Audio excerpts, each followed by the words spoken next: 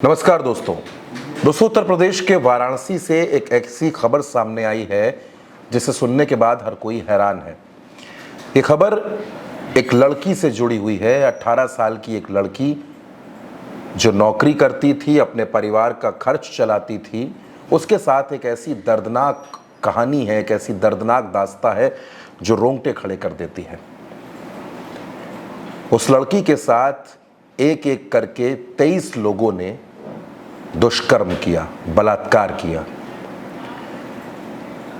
वो लड़की जब अपने घर लौटी, किसी तरीके से उनके चंगुल से छूटकर आई, उसने पूरी कहानी बताई तो उसके बाद पूरा परिवार हैरान रह गया। पुलिस के पास पहुंचे, मामला दर्ज हुआ, आगे की कार्रवाई हुई, कुछ लोगों को गिरफ्तार किया गया। सबसे पहले मैं आपको बता देता हूं कि इस पूरे मामले में 23 आरोपी हैं, लेकिन गिरफ्तारी अभी 9 लोगों की हुई है।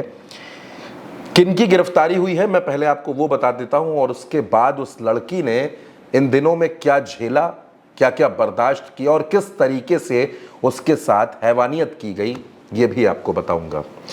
दोस्तों, जो लोग अभी गिरफ्तार किए गए हैं उनमें राज विश्वकर्मा, आयुष धूसिया, साजिद सुहेल शेख, दानिश अली, इमरान अहमद, शब्बीर आलम, सोहेल खान, अनमोल गुप्ता, इन 9 लोगों की गिरफ्तारी हुई है दोस्तों। लेकिन उस बच्ची के साथ जो बीता, दरअसल वो ग्रेजुएशन की एक छात्रा भी थी और 29 मार्च को वो घर से निकलती है, वापस आती है 4 अप्रैल को। माता पिता का ये कहना है कि उनकी बेटी कई बार काम के सिलसिले में बाहर जाती थी, लेकिन 1-2 दिन में वो लौट आती थी। इस बार ऐसा हुआ कि 4 अप्रैल तक वो घर नहीं लौटी, उसका फ़ोन स्विच ऑफ आ रहा था। घर वाले परेशान हो रहे थे। जब बेटी घर लौटी तो इन्होंने पूरी कहानी इनसे पूछी अपनी बेटी से और ये जानना चाहा कि आखिर उसके साथ हुआ क्या। तो उस लड़की ने बताया कि वो अपना काम खत्म करके घर के लिए आ रही थी। रास्ते में उसका एक दोस्त मिला जिसका नाम राज विश्वकर्मा है। राज विश्वकर्मा उस लड़की को घुमाने के लिए ले गया। लड़की उनके साथ चली गई राज विश्वकर्मा के साथ। दोनों एक होटल में रुके। होटल में रुकने के बाद उसने इस लड़की के साथ गलत काम किया।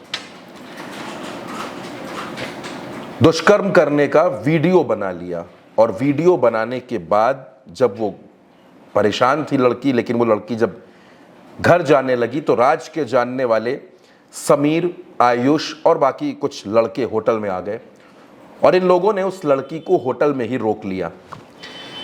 इसके बाद वीडियो वायरल करने की धमकी देने लगे और उसके साथ फिर बलात्कार किया गया।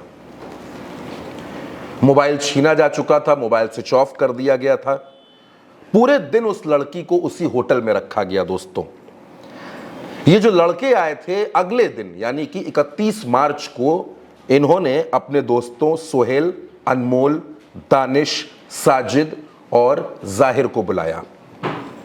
इन लोगों ने लड़की को नशीला पदार्थ सुंघा दिया और इसके बाद अपनी गाड़ी में बिठाकर मलदहिया में एक कॉन्टिनेंटल कैफे में लेकर गए।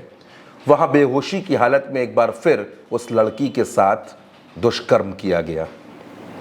2 दिन तक मलदहिया के आसपास के होटलों में साजिद के दोस्त इमरान, दानिश, सोहेल, शोएब, जैब और बाकी लोगों ने अलग अलग जगह पर उस लड़की के साथ दुष्कर्म किया। 3 अप्रैल की रात दोस्तों, 4 अप्रैल को लड़की अपने घर पहुंची और 3 अप्रैल की रात साजिद ने उसको एक कार वाले के साथ बिठा दिया। कार में 5 से 6 लड़के पहले से मौजूद थे। उन लड़कों ने चलती कार में इस लड़की के साथ दुष्कर्म किया। आप सोच सकते हैं ये कहानी कितनी ज्यादा हैवानियत से भरी है, कितना ज्यादा दर्द उस लड़की ने झेला है। और उसके बाद इन लोगों ने उस लड़की को सड़क पर फेंक दिया। अब जब पुलिस के पास ये मामला पहुंचा, पुलिस ने इस मामले में छानबीन शुरू की तो इसमें यह निकलकर सामने आया कि दरअसल इस लड़की को देह व्यापार के धंधे में उतार दिया गया था और यह सब कुछ नशे की हालत में किया जा रहा था। इस मामले में सेक्स रैकेट माफिया को भी पुलिस ने गिरफ्तार कर लिया है, जो एक स्पा संचालक है, स्पा चलाता है। इस लड़की को दोस्तों शराब, ड्रग्स, हेरोइन, ये सारे नशे इन दिनों में कराए गए और उसके साथ इस तरीके के दुष्कर्म लगातार होते रहे। पुलिस के पास जब ये मामला पहुंचा तो पुलिस ने 100 से ज्यादा सीसीटीवी खंगाले। स्पा सेंटर के संचालक अनमोल गुप्ता को गिरफ्तार किया, उसके 2 साथियों को गिरफ्तार किया और उसके बाद एक एक करके अब तक 9 लोग इस मामले में गिरफ्तार किए गए। ये जो अनमोल गुप्ता है, इस पर 2022 में भी कैंट थाने में सेक्स रैकेट चलाने का मुकदमा दर्ज हुआ था।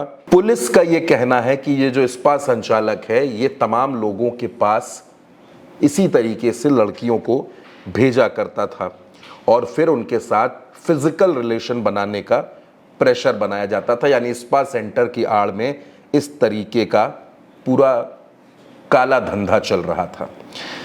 अब पुलिस का ये कहना है, इसमें डीसीपी वरुणा जोन जो हैं चंद्रकांत मीणा, उनका इस मामले में कहना है कि पुलिस अपनी जांच कर रही है।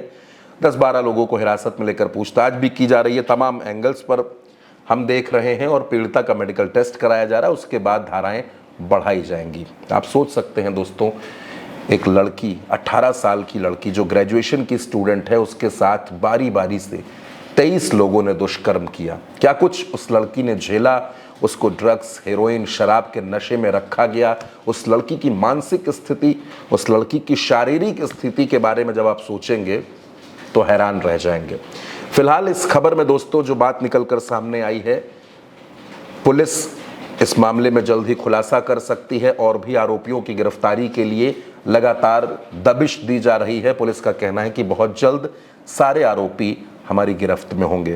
लेकिन एक सवाल है, वो सवाल सिस्टम से भी है, समाज से भी है, हमसे भी और आपसे भी, कि बेटियों के साथ ऐसी दरिंदगी, ऐसी हैवानियत आखिर कब तक होती रहेगी। और जिस तरीके से वाराणसी की बेटी के साथ ये हुआ, आमतौर पर ऐसी घटनाएं सुनने में नहीं मिलती दोस्तों, लेकिन जब ऐसी कोई घटना सुनने को मिलती है तो चाहे वो कोई भी इंसान हो, चाहे वो एक सामान्य नागरिक हो, वो गांव में रहने वाला इंसान हो, शहर में रहने वाला इंसान हो, और बतौर पत्रकार जब हम आपसे इस खबर के बारे में बात कर रहे हैं तो हम भी अंदर तक पूरी तरीके से उस लड़की के बारे में सोचकर इतने ज़्यादा गुस्से से भी भर जाते हैं, आक्रोश से भी भर जाते हैं और बड़ी हैरानियत होती है ऐसे लोगों पर जो बेटियों के साथ, लड़कियों के साथ, महिलाओं के साथ इस तरीके की हैवानियत करते हैं। फिलहाल दोस्तों इस खबर में इतना ही। नमस्कार।